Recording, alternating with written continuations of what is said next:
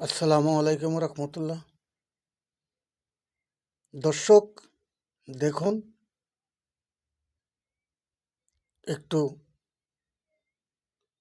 রাষ্ট্রের যে বর্তমান পরিস্থিতি,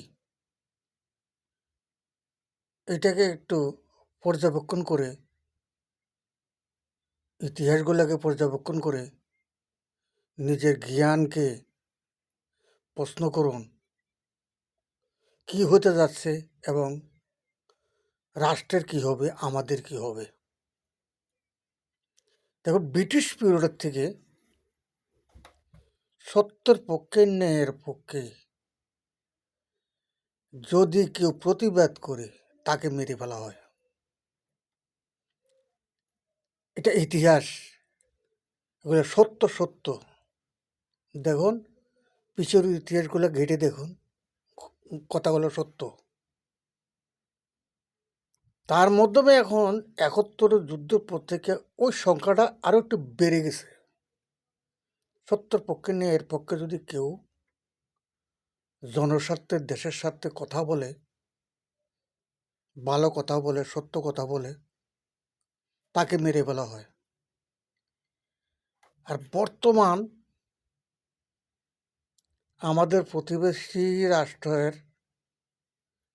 এমন একটা কুনজর পড়েছে, প্রয়োজন বিদায়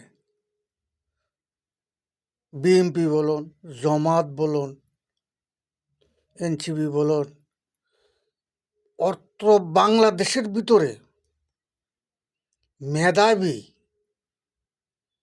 মেধাবী কোনো লোক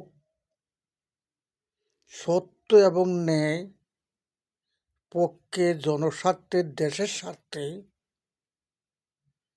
ভালোবেসে যদি কোনো বক্তব্য বা কোনো দল বা কোনো মিটিং বা কোনো মিছিল করে, মিথ্যা বেআইনির বিপক্ষে যায়, তাকে মেরে ফেলা হয়।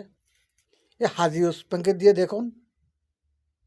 শুধু তাই নয়, অত্র বাংলাদেশের ভিতরে যত দল আছে, সমস্ত দলের যে মেধাবী লোক প্রতিবেশী রাষ্ট্রের এই কুনজর পড়া হলে মেধাবী লোক রাখবে না, মেরে ফেলবে, একটা একটা করে মারবে আর অরাজক সৃষ্টি করতে থাকবে।